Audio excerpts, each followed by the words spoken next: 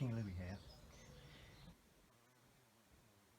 At home, I've been hacking my way through King Louie jungles and I finally made some progress.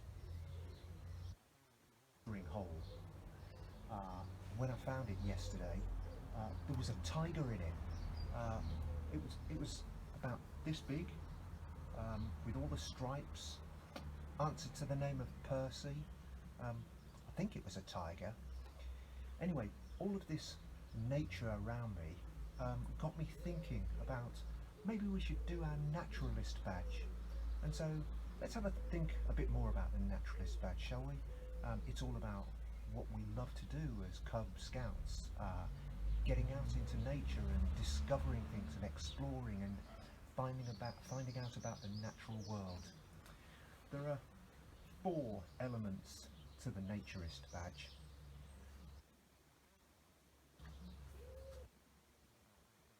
Wildlife.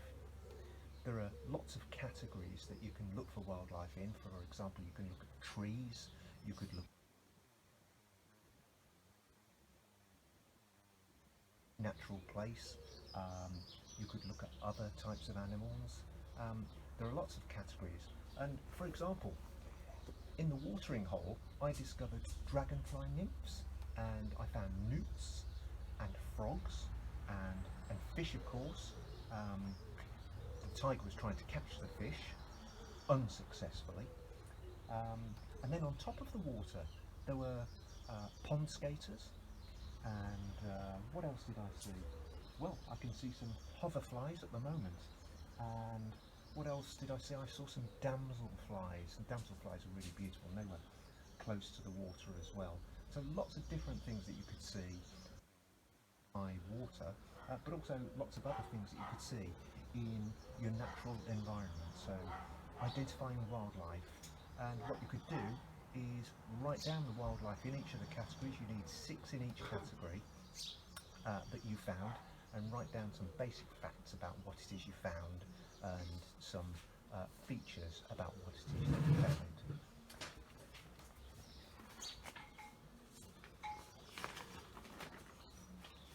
The next one is about visiting a natural place over an extended period, and if you think about 3 months, that's the summer. Over those 3 months you could go with a little diary and keep notes of what it is you find, and you need to visit it at a minimum of 4 times over those 3 months, and note down the changes that you discover over those times, and then send that to me.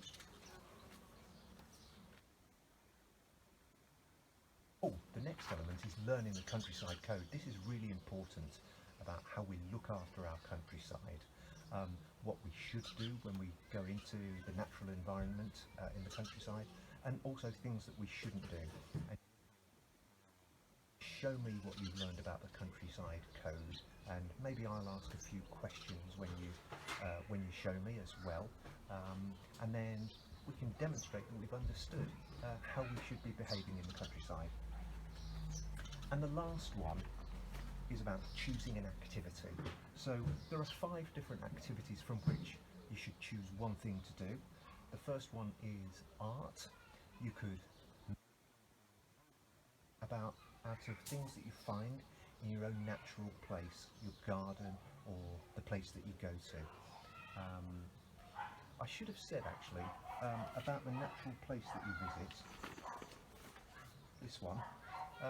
Where could that be? I mean, it could be as simple as going down to the canal and finding a spot along the canal where you go to repeatedly, a place that you like, or some woodland, or any place that you like to go. Making sure that you keep appropriately physically distanced from people other than your own family and household.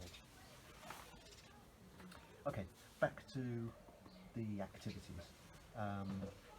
The next one, bird feeder. Some of you have made bird boxes with us, but not bird feeders, and maybe you could research, for those of you who have carers, mums, dads, who are good with woodworking, for example, you could create a bird feeder, a very simple bird table. The next one's one of my favourites, natural dyes. So, for example, if you have some material that you could dye with different colours, and I tried this out yesterday with a white t-shirt that I've got, and I made some natural dyes. The first thing I did was I got a load of grass and I pounded it up and made it all mushy, and then rubbed it all over my white t-shirt, and amazingly enough it made it green, which was great. And then the next thing I did was I got a load of mud, and ooh, lovely mud, look at that. I got a load of mud and I rubbed that over my white t-shirt, and that made the t-shirt brown, and that was really good. Okay. And you know, despite what your mum might say, you know, think about those adverts on the telly which say wash is whiter than white. So if you don't like those dyes, you could always wash them out. And your mum's wrong if she says that those stains won't ever come out.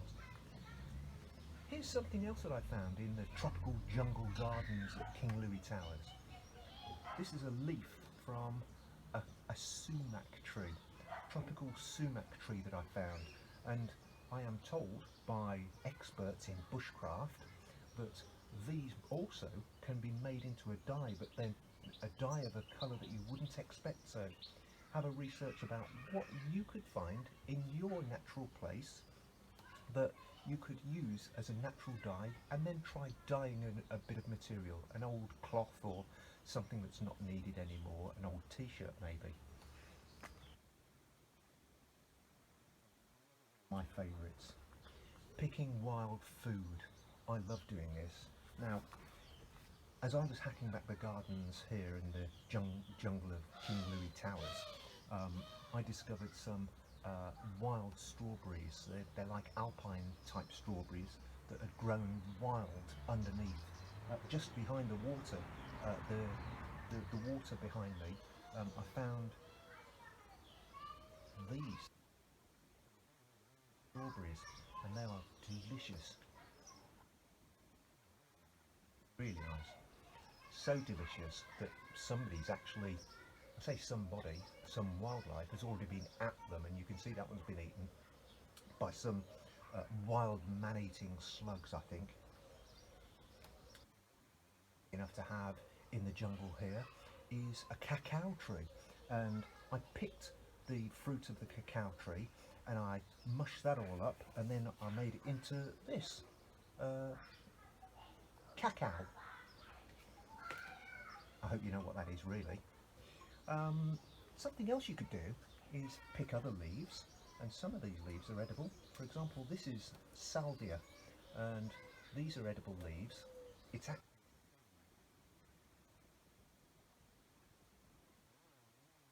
with when they're made into things in a recipe for a Sunday roast lunch, for example.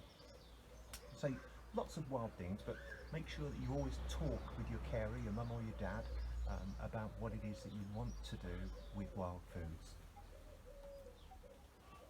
And the last one is about making a house for something natural in your garden. So a hedgehog house, a ladybird house, or a bee house, and I can leave you to research how that you do that. Some of them are quite easy to make. You'd be very surprised. So have a look into that, and maybe you can show me pictures of what it is that you made. So remember, you only need to choose one activity out of those 5. Okay, those are all of the elements of the naturalist badge. Now, I really do have to go because I need to clear another area behind here so that I can create a camp for later on, and I'll be talking to you about that camp in a few days' time, so you can look forward to that. For now, it's bye-bye from me, and I need to crack on with my work.